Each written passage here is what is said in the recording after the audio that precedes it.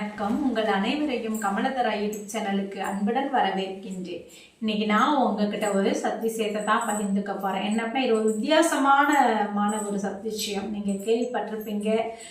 நீங்க இது இந்த மாதிரி எனக்கு நிறைய பேர் சொன்னாங்களா, நீங்க உங்களுக்கு தெரிந்திருக்கலாம். இருந்தாலும் நான் உங்ககிட்ட இந்த வித்தியாசமான ஒரு விஷயத்த சொல்றேன்.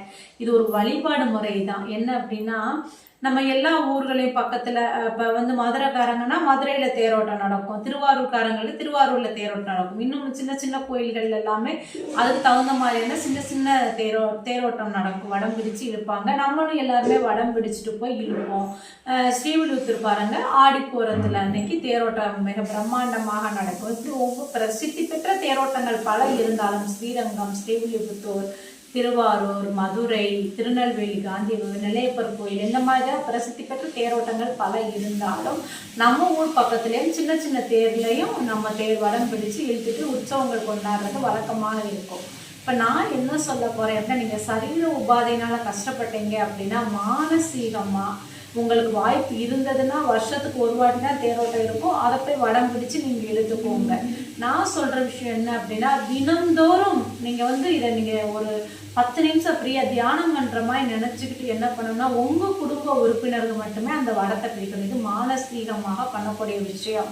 இது சரீர உபாதை இருக்கிறவங்க பண்ண நிச்சயமாக சரியாகும் அப்படிங்கிறத உங்ககிட்ட பகிர்ந்துகிட்டு இருக்கேன். என்ன அப்படின்னா, இப்ப நீங்க அம்மா, அப்பா, குழந்தைங்க, உங்க மாமனார், மாமியார் எல்லாருமே அந்த ஒரு தேர் நீங்க மானசீகமா கொண்டு வரணும். தேர்ல எப்படி சுவாமிய அம்மா எழுந்தருளி பண்ணியிருப்பாங்க, எப்படி வடம் இருக்கும் அப்படிங்கிறது நமக்கு தெரியும். அப்போ மானசீகமாக அலங்காரம் பண்ணி தேர் உங்க நீங்க தேரை பாக்குறீங்க, கும்பிடுறீங்க. அந்த வடத்தை உங்க குடும்ப உறுப்பினர்கள் எல்லாமே நீங்க இழுத்துட்டு வரீங்க. யாரும் சப்போர்ட்டும் கிடையாது. உங்களுக்கு அந்த வடத்தை இழுத்து பிடிக்கும் போது உங்களுக்கு அந்த அந்த இழுக்கிற வலு இருக்கு பார்த்தீங்களா, அந்த நம்மளால தேர் இப்படி வடம் டம் கட்டி இழுத்துட்டு வருவோம் பார்த்தீங்களா, அந்த ஃபீல் நமக்கு வரணும். ஒவ்வொரு ரத வீதியும் திரும்பும் போதும் அந்த அந்த அந்த தெரு நமக்கு ஞாபகத்துக்கு வரணும். திருப்புற இடம் என்ன நமக்கு நம்ம ஞாபகம் வச்சுக்கிட்டு அப்படியே தேரை எடுத்துட்டு கொண்டு போய் நில செலுத்துற தேரை அந்த இடத்துல போய் கரெக்டாக நில செலுத்துற வரைக்கும் தேர் எங்க நிற்குமோ அந்த இடத்துல கொண்டு நம்ம நிப்பாட்டி சுவாமியை நமஸ்காரம் பண்ணி, எனக்கு இவ்வளவு சரீர உபாதை இருக்கு, சரீர உபாதை மட்டும் இல்லை, என்ன பிரச்சனைனாலும் நீங்க கடவுள்கிட்ட சொல்லலாம், அந்த இறைவன் கிட்ட சொல்லலாம். இது மானசீகமாக நீங்க ரதத்தை பிடிச்சு வடத்தை பிடிச்சு இழுக்கிறது நீங்க உண்மையிலேயே தேர் இழுத்ததுக்கு சமம். இப்போ உங்க குடும்ப உறுப்பினர்கள் மட்டுமே தேர் அவ்வளோ அழகா ரத வீதியில எல்லாம் செலுத்திட்டு வந்திருக்கீங்க. கொண்டு அப்படியே நில செலுத்திட்டீங்க. தேர் எங்க நிப்பாட்டணுமோ அங்க நிப்பாட்டி சுவாமியை இறக்கி அப்படியே கோயிலுக்குள்ள கொண்டு போய் வச்சு நமஸ்காரம் பண்றீங்க. இந்த ஒரு பிராக்டிஸை இது நீங்க என்னமோ சாதாரணமாக இந்த அம்மா சொல்றாங்க அப்படின்னு நீங்க நினைக்கவே வேணாம். இதுக்கு ஒரு பலம் ஜாஸ்தியாக இருக்கும்.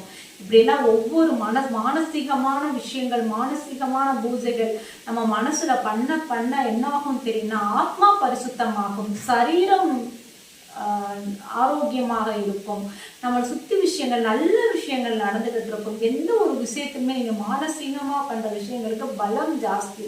அதனால உங்களுக்கு சரீர உபாதையாக இருந்தாலும், மனசு சங்கடங்களாக இருந்தாலும், நோய்க்கு மருந்து இது எல்லாத்துக்குமான மருந்து. இதை நீங்க பண்ணி பாருங்க. உங்களுக்கு அதுக்கப்புறம் அழகா உணர்வீங்க.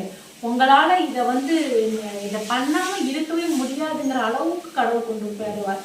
ஏன்னா நான் என்னுடைய ஸ்டைலே பார்த்தீங்கன்னா, என்னுடைய இந்த ஆன்மீகத்துடைய பணியே என்ன அப்படின்னா, நிறைய பேர் அகபூஜை பண்ண வச்சிருக்கேன். அதனால நிறைய பேர் சந்தோஷமா இருக்காங்க. இப்போ இந்த மாதிரி இந்த அகபூஜை பிராக்டிஸை ஒவ்வொரு விதமாக கொடுப்பேன். நான் என்னுடைய உபன்யாசங்கள்ல நான் சந்திக்கிற என்னை தேடி வர்ற ஆன்மீக டிப்ஸுக்காக என்னை தேடி வர்றவங்களுக்கு நான் எல்லாருக்குமே அவங்களுக்கு தகுந்த மாதிரியான மானசீக பூஜை கொடுப்பேன். பல தருணங்கள், பல விஷயங்கள். இது மட்டும் இல்லை, லட்சம் கொட்டி கிடக்கு மானசீகமாக பண்ணக்கூடிய விஷயங்கள், பகவத் சங்கம் சம்பந்தமான விஷயங்கள் அகத்திலே பண்றது பல கோடி கொட்டி கிடக்கு.